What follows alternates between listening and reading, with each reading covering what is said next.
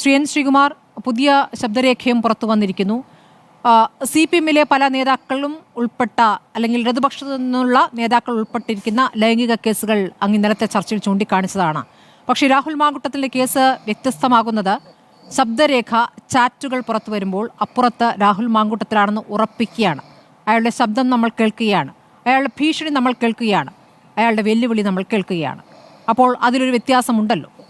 രാജിവെക്കുമോ?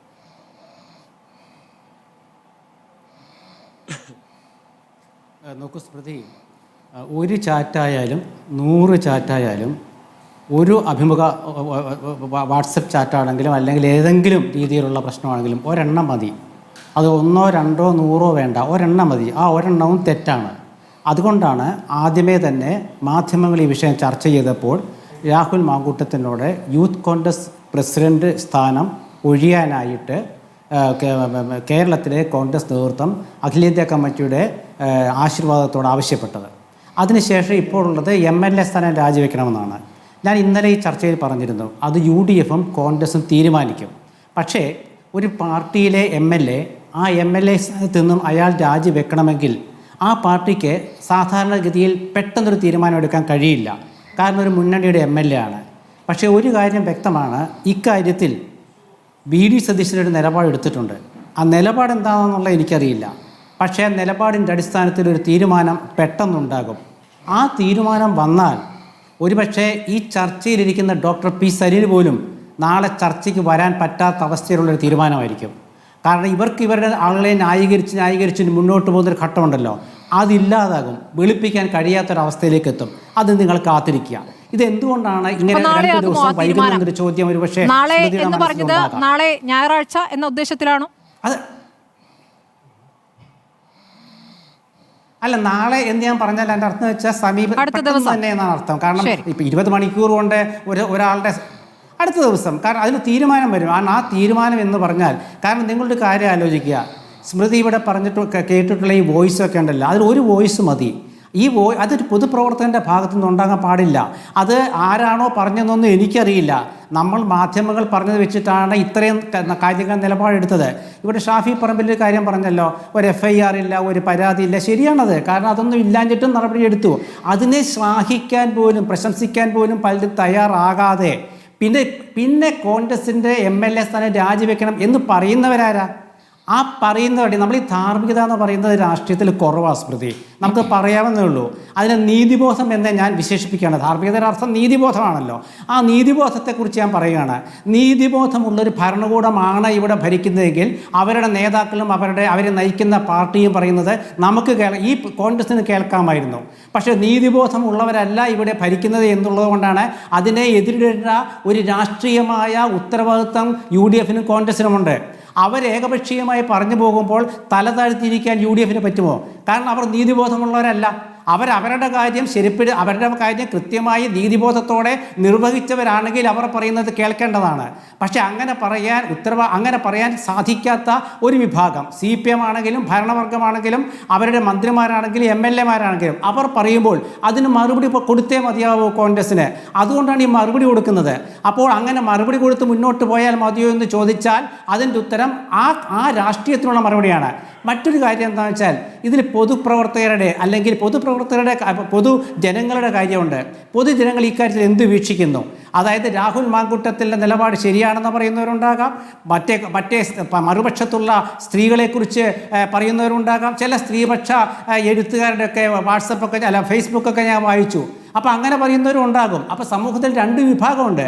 പക്ഷേ ഒരു രാഷ്ട്രീയ കക്ഷി എന്ന നിലയ്ക്ക്, ജനങ്ങളെ ഭരിച്ചൊരു കക്ഷി എന്ന നിലയ്ക്ക്, ജനങ്ങളുടെ മുഖമായി മാറിയ ഒരു പ്രതിപക്ഷ കക്ഷി എന്ന നിലയ്ക്ക് കോൺഗ്രസ്സിനെ ഭൂരിഭാഗം ജനങ്ങളുടെ ചിന്ത വായിച്ചെടുക്കാൻ കഴിഞ്ഞിട്ടുണ്ട്.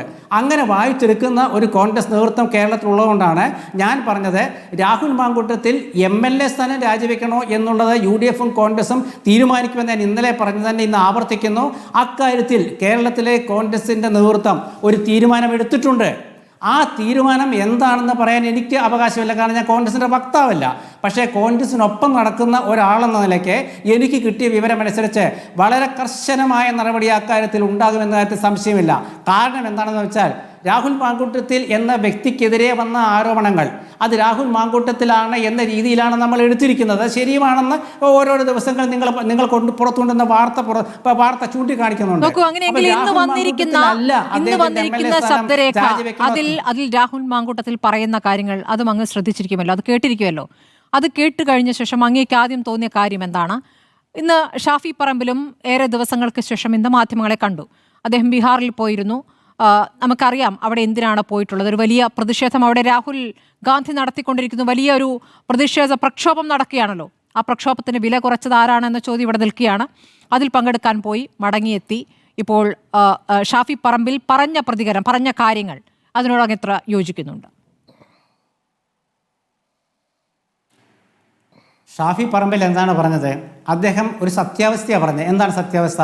ഒരു FIR ഇല്ല, ഒരു പരാതിയില്ല. അതാണ് അദ്ദേഹം പറഞ്ഞ സത്യമല്ലേ. പക്ഷേ എന്നാലും രാഹുൽ മാങ്കൂട്ടത്തിൽ രാജിവെച്ചു.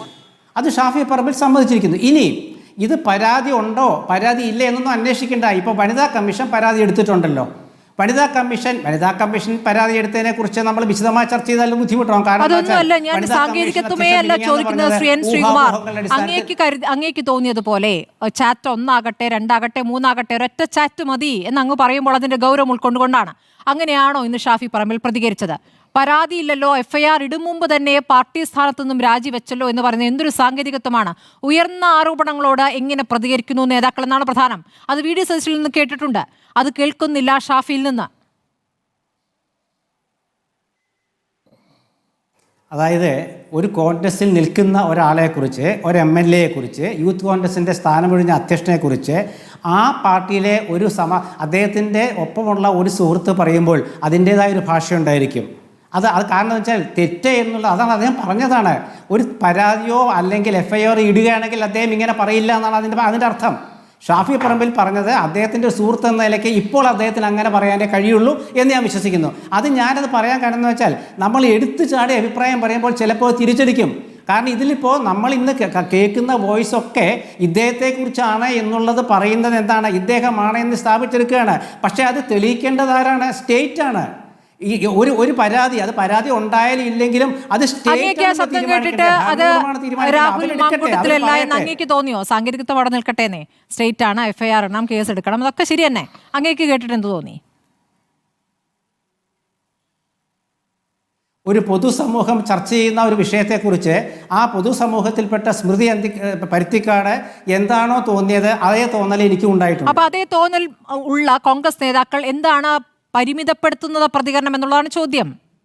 ഉത്തരവാദപ്പെട്ട നേതാക്കളല്ലേ ഇവരൊരുമിച്ചല്ലേ വോട്ട് ചോദിച്ചത്? പരിമിതപ്പെടുത്തിയിട്ടില്ല. തീർച്ചയായിട്ടും സ്മൃതി പരിമിതപ്പെടുത്തിയിട്ടില്ല. കാരണം പരിമിതപ്പെടുത്തുകയാണെന്ന് VD സതീശൻ പറഞ്ഞ വാക്കുകൾ നിങ്ങൾ ശ്രദ്ധിച്ചില്ലേ? VD സതീശൻ പറഞ്ഞത് വളരെ പച്ചയായിട്ട് അദ്ദേഹം വ്യക്തമായി പറഞ്ഞില്ലേ, കോൺഗ്രസ് വേറിട്ടൊരു പ്രസ്ഥാനമാണെന്ന് നിങ്ങൾക്ക് പറയേണ്ടി വരുന്നത്. അതിൻ്റെ അർത്ഥം എന്താണ്? വേറിട്ട പ്രസ്ഥാനമാണ് കോൺഗ്രസ് എന്ന് പറയാൻ ഒരു കരുത്ത് കാണിച്ചല്ലോ VD സതീശൻ. അതുപോലൊരു കരുത്ത് നിങ്ങൾക്ക് ഏതെങ്കിലും പാർട്ടിയുടെ നേതാക്കളെ കാണിക്കാൻ പറ്റുമോ?